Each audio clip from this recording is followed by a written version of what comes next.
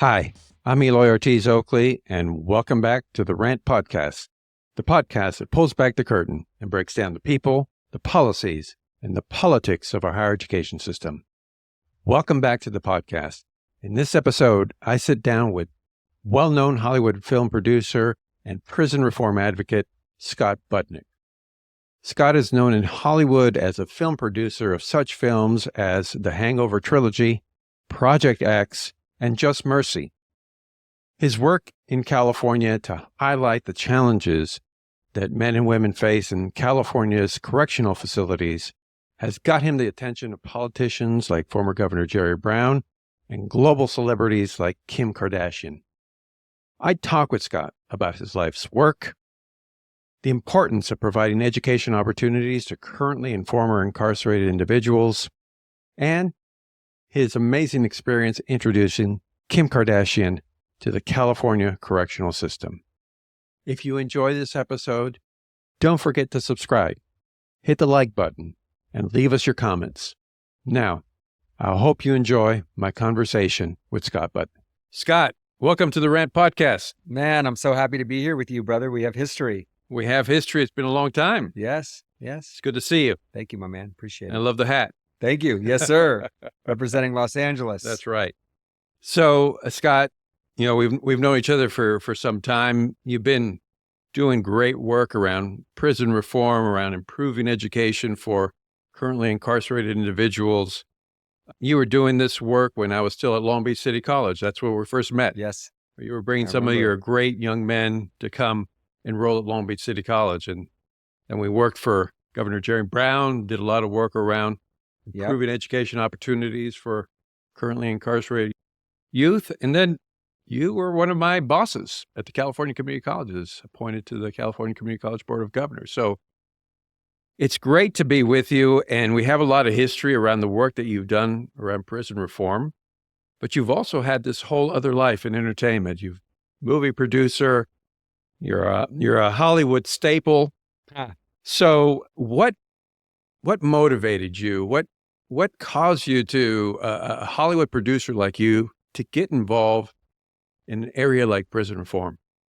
Well, I mean, I think it comes from probably a similar place to you, man. We just, like, young people are the future, and it's incredible to be able to help guide, mentor, or even get so much mentorship from them, right? And so I always was someone that wanted to help young people. When I was young, I had a lot of mentors. So it was just something that always interested me. And I did a movie called Old School and met a friend on that movie that asked me to come down to a juvenile hall in the San Fernando Valley. On a Saturday morning, I went down to a creative writing class to be a guest speaker. And I sat down at the table with about a dozen kids, 14, 15, 16 years old, all facing life sentences in prison. Wow. Sat down with the first young man that was next to me, little tiny kid, 15 years old. I said, "How was your week?" And he said, "It was a really tough week. I just got sentenced to 300 years to life in prison." And that stopped me in my tracks. I bet. I said, "What happened?" And he said, "I stood next to my friend who shot the victim in the butt. And for standing next to the guy with the gun, I got 300 years to life in prison." And like, it was that moment where I paused and thought, like, if that was my kid, right, he'd be out on bail. Right. So he'd be sleeping in his own bed. He wouldn't be in this cold, dark juvenile hall. And he'd probably have the best lawyer in Los Angeles and would probably get probation for standing next to someone that shot someone in the butt. The victim was in and out of the hospital in a day. But David was going to prison for 300 years to life. And that just seemed fundamentally really unfair to me. And as I went around the table and heard the stories of them, you know, it was, everyone was a victim before they decided to be a victimizer, right? It was poverty. It was foster care. It was physical abuse and sexual abuse and witnessing domestic violence and seeing violence at an early age from adults. It was hurt people. And I said to those kids on that day, I said, if you guys are willing to change and work towards change, I'm willing to come in here every week and start teaching this class. And I did. I started teaching that class in 2004, and I still teach that class today. It's less creative writing. It's more just mentoring and reentry, et cetera. But that's what got me started. And obviously, the community college system plays such an enormous role in either preventing people from coming into the system Right. or helping them start over and start fresh and start their life of success when they get out. I mean, that was certainly the story for me. I mean, it was my probably third chance to get back in. I just gotten out of the military, raising a family. What service? I was in the Army Okay. for 4 years, and I went to the Army because I just had to leave town. Right out of high school, I didn't go to college, and so those 6 months after high school, I found every place I could get in trouble, and I could sniff it out. So I had to get out. Were you getting in trouble before you went to the Army? Yeah, I mean, I was getting in trouble, but at least I had, I had football, I had Yeah. sports, I had school, I had something to keep me from just running all over the place. Mhm. But once that lifted, and I didn't go to college, it was a free for all. And my parents had moved back to Texas, where they were originally from, and so not a good idea to leave a 18-year-old guy like me all alone. But that's where I was. So the Army created that family for me, created that structure for me. Yeah. And I wouldn't be here but for that decision. So I know this is not your interview, but after the Army, what was your next move? So after I spent 4 years in the Army, I came back. I had a daughter along the way, and I felt I needed to come back and be a father. Mhm. Not the greatest father, but I was a father. And so that's what motivated me to come back. And I just started working odd jobs, whatever I could find to figure it out. Wow. And so, one thing led to another. And, one day I enrolled in a community college. And, what other place in the world can you just walk on campus and enroll in college? And that was my story. It's unbelievable. And when I moved to California in 99, it was unbelievable to see like the scale Mhm. of what California community colleges were, right? Like 112 or probably more now. 116 now. 116 Mhm. community colleges, no barriers to entry. Right. Whatever you want to go get your BA one day and go that route, or if you want to Right. go hands-on and learn a trade, like it's just the most brilliant system ever. And it's like game-changing. And obviously my son is in a community college right now. So whether you're the son of a movie producer or Right. whether you're a kid in the criminal justice system, it's like it has something for everybody. And I'm obsessed. Well, I know that this isn't a podcast about community colleges, but just think about all the Hollywood royalty that went to community college. Yep. Arnold Schwarzenegger, Tom Hanks, George Lucas. You Wow. can go on and on and on. Those are huge names. Exactly. So, Scott, one of the projects that you lifted up was this anti-recidivism coalition, ARC. Yes. It's done a lot of great work. For our listeners, describe what ARC is and what are some of the most impactful things that have come out of that project? Yeah. I mean, ARC was kind of my way of starting something, a community, a family, Mhm. of people all kind of pushing in the positive direction towards success. So that when someone came home from prison, they were surrounded by a lot of positive energy and positive individuals and people that were cheering for them and not trying to put them down. And then it started out just basically as a support network, family, and then grew into like direct services. So we have 5 housing programs at this point. We have a huge mentorship program. We have college coordinators that help enroll people and get them situated on campus and with financial aid, et cetera. Mhm. And we have job developers and career developers and career readiness, which gets them kind of geared towards a career of their choice. We started the largest construction union apprenticeship program for formerly incarcerated people with the LA Wow. Federation of Labor and the Building Trade. So That's great. someone gets out of prison within 12 weeks of paid training, they are Mhm. in the union for life. Wow. And we guarantee them their first union job. Wow. We have before 3 years ago, if you got out of prison and you were an incarcerated firefighter, you couldn't go into the firefighting field because of the felony on your record. With Governor Brown, we were able to build the Ventura Training Center, and we changed that. And we've been able to pass a bill to allow people to expunge their records. And now anyone that risks their life to fight fire while they're incarcerated can become a CAL FIRE firefighter, or even an LA City County firefighter throughout the state as well. So lots of career and job programs. Therapy, obviously therapy and mental health is a huge thing, right? Trauma is real, and overcoming that and getting past it is real. And then we've done a lot around policy change, right? Mhm. Storytelling, having our members tell their stories, tell their successes, go to Sacramento, pass legislation. So I think we've passed a lot of legislation to make the system a fairer system. And I literally could start listing off the success stories from Long Beach City College. Those original kids that I referred to you, one of them is a case manager and social worker, and going to school to get his master's in social work, working with young people on a daily basis, helping them change their life. My man Eric went to the community college and is now works in the prisons and the juvenile halls helping people. Many others are now in the Film and Television Union. The same kids I introduced you to when you were the president of Long Beach City College are making $200,000 a year in the Film and Television Union. So a lot of success stories from those kids that you met. That's great.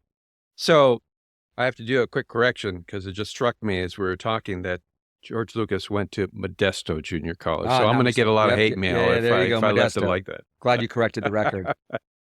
One of the things you just mentioned about an ARC project, you mentioned the Ventura Training Center, Fire Training Center. Yeah. And that rang a bell for me because I was involved with then Nettie Sabelhauser, who was trying to coordinate that program. And there were just so many obstacles in the way to get that to happen. What are some of the greatest obstacles that policymakers put in your way that, that they should really think about in terms of how do they make it easier for current and formerly incarcerated individuals to get the kind of opportunities that you're creating through ARC? Quick shout out to Nettie, who is very easy at getting over obstacles that bureaucrats put into place. I feel like every obstacle that's been put in our place through relationship and transparent communication and proximity, we've been able to get over them. Brian Stevenson, who wrote Just Mercy, always talks about proximity, right? When you bring people who may not agree with you or may not understand the issue closer to the issue, to meet people, to meet human beings, usually they change. And I found that they always do, right? There's no one I brought into a prison or met formerly incarcerated people that didn't change the way they think when they met human beings that were like working their asses off for a better life, right? Who had made massive changes and transformation in their lives. So are there obstacles? Yes. I mean, government itself can be an obstacle, right? The culture of no is always an obstacle. Getting people on board is an obstacle. Obviously, in this issue, very, very conservative law enforcement who don't even recognize the fact that people can change can be an obstacle. But I've been able to get some of the most conservative DAs, sheriffs, police chiefs on board just by showing them respect, making a relationship, breaking bread, having conversations, introducing them to people. So it's been fun trying to navigate that. In this current political environment, I mean, there seems to be quite a bit of backlash to, early release programs or programs to educate currently incarcerated individuals. Do you worry that we're slipping backwards in this political environment? And if somebody approached you and said, why should we invest in these individuals? What would you say? Well, I would say that 97% of them are going to be your neighbor. I don't know if they're going to be happy about that within the next few years. So who do you want coming out, right? Right. Do you want someone who has a college degree and is passionate about a career or giving back and going to be in college and working, living in your community? Or do you want someone whose issues have never been addressed, who comes out just as bad, if not worse? I think that doesn't seem to be liberal or conservative. Right. That just seems to be smart. Right.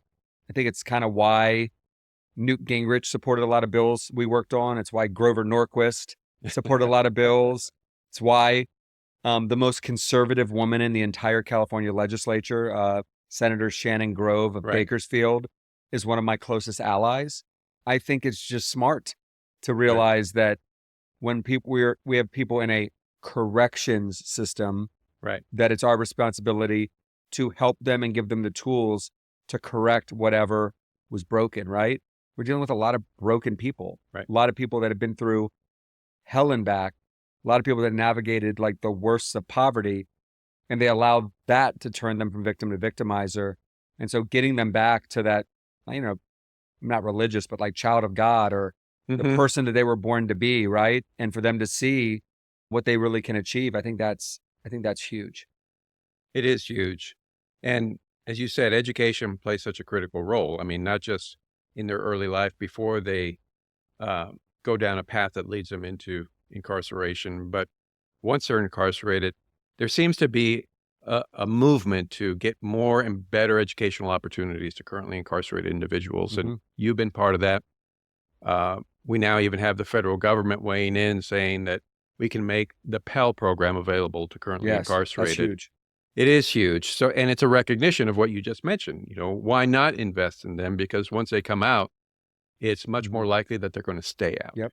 So what do you see the role of higher education playing going forward in reducing recidivism?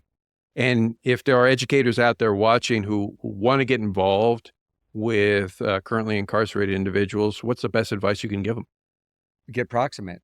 I have a bunch of friends who were professors on campus that decided to roll the dice and go teach on the inside.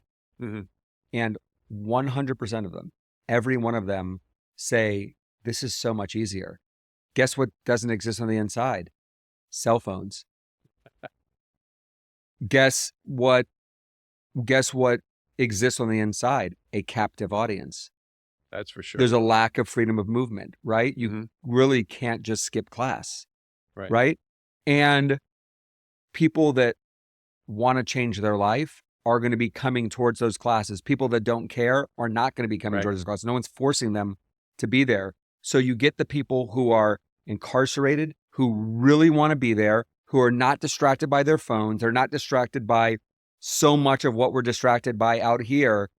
And they take it so serious. Every single professor I've talked to said this is way easier than teaching on campus. These people want it more. They're hungrier. They work harder. They all do their work.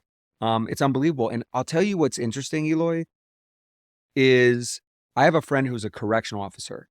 He was a correctional officer at Kern Valley State Prison, a level 4 maximum security prison where every week there were stabbings, there were murders, there were fights, there were riots, there were drugs, horrible place, right? Right. And an incredible professor from Bakersfield College decided that he was going to come in there. His name was Brian Hirayama, and be the first professor, I think statewide, before we opened it up to every community college in the state and every prison to kind of pilot this. And he comes onto this very violent yard and he starts his first class in the school area. And my friend Jeff Irvin was an officer and was not that happy coming to work, which meant he wasn't so happy when he came home. Maybe he wasn't the best father, etc. And at first, I think all correctional officers are taught to like resist these types of positive things. You have a lot of officers that would say things like, well, my kids don't get a free education. Why do they get a free education? Which is so insane, which is like not true. And I watched Officer Irvin get completely transformed being in the building with all the Bakersfield College students. He became the biggest proponent of Bakersfield College. He then got promoted to sergeant. Now he's a lieutenant. He's about to become a captain. But I watched the college program transform him. I watched Bakersfield expand to like a dozen classes on that yard, all in the same semester, then expand to like 4 or 5 other prisons in their area. And I think they might be one of the biggest providers in the entire state at a bunch of prisons in the Central Valley with like dozens and dozens of professors coming in to teach inside who all will tell you better than my classes on the outside. Yeah, no, Bakersfield is a great example. Chaffey College in Rancho Cucamonga was another great example. They do just amazing work. Yeah. So, Scott, you talk about getting proximate. You get proximate all the time. You're in these correction facilities all the time. And recently I noticed that you walked in with Kim Kardashian. I got to watch it on the latest episode of Keeping Up with the Kardashians. Tell me about that experience. What was that like? And what was it like walking in with Kim Kardashian? Good to know that you watch the Kardashians. Absolutely. And Kim's always welcome to come on the podcast. Tell the world. There you go. So when I left the movie business and I was just running ARC, I got a blind text from a number I didn't recognize. And it said, hi, Scott, this is Kim Kardashian West. Someone referred me to you. And I've been watching you and reading about you, and I'm thinking about going to law school, and I want you to be my mentor. And that was a wild text to get. Right. So I called her, and it really was her. and asked her if she wanted to come to a women's prison the following week. And the next week, she canceled everything, drove 2 hours in 110-degree weather, and came to the California Institution of Women in Corona, California, and spent 4 hours inside with the women, was super empathetic, was deep, just like a really real person. And that led us to just a great relationship over the last 5 years, where we've worked on campaigns to free innocent people together. We visited Lancaster Prison and San Quentin and Pelican Bay, all the way up at the Oregon border. Shout out to College of the Redwoods, doing incredible college programs in Pelican Bay. And this was the first time that I thought CDCR would actually let us film. And so I asked her if we could bring the cameras inside and shoot an episode of The Kardashians. She loved it. I asked CDCR, they loved it. So we went in, and it was a wild experience. I mean, it's always wild when she goes inside, but now with 4 cameras going and microphones and everything, it was just, it was a big experience. Mm-hmm. It was awesome watching the correctional officers take their masks off and just smile and laugh and get all giddy that Kim Kardashian was there and Khloe Kardashian, both of them. They were both just wonderful with all the correction staff, wonderful with the guys inside. They visited a dog training program in the prison. They met with a lot of the college students there, both who are getting their community college degrees from Merced, as well as there's a Fresno State bachelor's program there, which is awesome. And then we went over to the women's prison and got to sit with the women at Chowchilla, and that was awesome. And it just came out, and obviously having tens of millions of people see it, obviously her audience is not the number one audience that knows this issue. So being able to tell these stories to a different kind of audience, evoke empathy and a different demographic. It's the number one show on Hulu. So it was an awesome experience. And she promoted it on her social media. I mean, she has 350 million people. I think that's more than the population of the United States. A few more than I have. Yeah, exactly. So there is real power in being able to communicate to that many people. And the fact that no other celebrities with that type of following do anything to make the world a better place. She, on a weekly basis, is posting up things to help people. And I really admire that about her. Well, it was a great episode. I mean, it was really a moving episode, and it really highlighted the work that you've been doing for so many years. So congratulations to you for being able to highlight that in front of so many people who Thank you. don't get a chance to go inside a correctional facility on any given day. So given all your experience in prison reform, what are some of the biggest changes that we need to make right now in order to improve the opportunities that these individuals have when they come out of prison? I think if we talk about extreme sentencing, to me, getting rid of the sentence of life without parole is a big priority for me. I think telling someone, especially someone very, very young, that they're going to die in prison and nothing they do to redeem themselves is ever going to be good enough, and they have no capacity to change. You're going to be judged based on this horrible act you committed as a young person for the next 50, 60, 70 years. That's just a hopeless situation.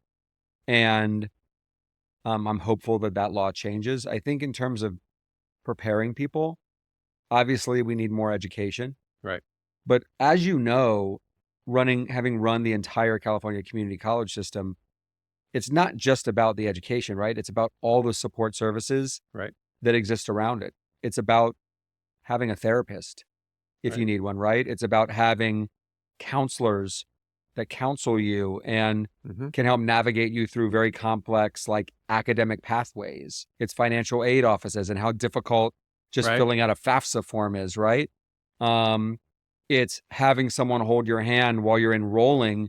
I still don't think the California community college system has figured out how to not make it insanely frustrating to enroll in school or even get a Canvas or log into Canvas, et cetera. It's the other day I was trying to help a young person enroll in school for their first time, and both of us got so frustrated that wait a second, if I wasn't there, he would have never continued into college. It's to get into Canvas, for your temporary password, it's got to be this letter and this number, and this has to be uppercase, and this will be lowercase. And then they're telling us that's wrong. It was just insane. Right. So just like to help someone navigate so they don't give up, that alone is important, right? So I think all of that together needs to come. It's not just the education, but it's all the support around it that leads someone to the finish line. So, Scott, you're a storyteller. You've been involved in storytelling for a long time. What's one of your favorite stories about an individual that you saw turn their life around because of the work that's been happening in correction facilities? Well, I mean, one of the first young men I worked with was a young man named Prophet Walker. He was... Oh, I remember Prophet. Remember Prophet? Yes. Yeah. 17 years old in juvenile hall, picked up for a robbery that he and another person committed on a train, got sentenced to about a decade in prison, went to Ironwood Prison, and through a very rural community college in Blythe, Palo Verde College, Right. got his AA degree, and then went to Norco Community College when he went to Norco Prison. And then while he was still incarcerated, applied to the Loyola Marymount School of Science and Engineering and got his acceptance letter in the prison dorm and was able to get out and go into LMU School of Science and Engineering, graduated, had an incredible job. As an engineer, he built the Ace Hotel in downtown LA. Wow. And now he owns a incredible real estate company called Treehouse, is doing a lot of like low-income housing and development around Leimert Park and other areas, revitalizing areas, listening to the community, becoming fully integrated within the community. And he's in the LA Times today for a new project that he's doing. I'm just so proud of him. Well, I imagine, you know, as those stories multiply, they turn around and help other individuals, and you just build a whole community that way. So many people that I mentored in the prison system actually work for profit now.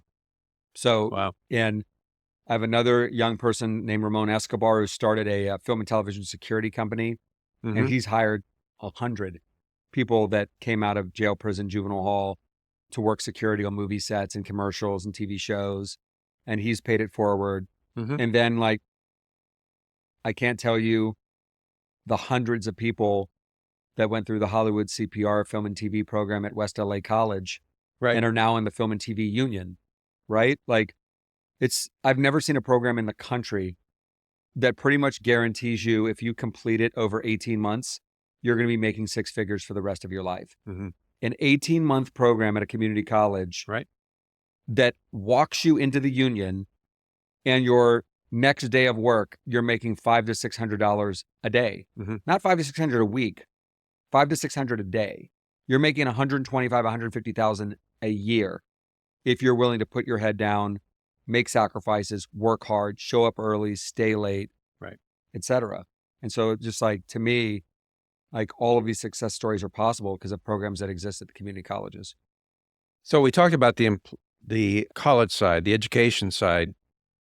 I got to imagine it's also tough, even when they get that education, to get an employer to put them to work. What do you say to employers about the kind of individuals that come out of these programs? I mean, they're going to work harder. They're going to show up earlier. They're going to stay later. Every day they're going to come with gratitude because no one just handed them a job because who they were related to. They had to work for it. They have such appreciation for someone that's there to help them change their lives. And they're a better employee. I know in our construction union program, I was talking to the guy that runs the laborers union, and our guys go into the laborers boot camp with 30 other normal people off the streets and out hustle everyone. No one taps out. They usually lose like 30% of the people that start. Never do we have anyone that taps out. And it's the same thing with my friends at the LA Chamber of Commerce, who have their business leaders at UPS and Amazon hiring our guys and saying these guys come and crush and have great attitudes. We've also been able to change a lot of laws, right? Got kind of the ban the box stuff, so they don't have to check the felony box. For the firefighters, we were able to pass an expungement bill with Assemblywoman Eloise Reyes of San Bernardino that allows people that risk their lives to be inmate firefighters to fully expunge their record when they get out and have no criminal record. So a lot's been done. That's great to hear.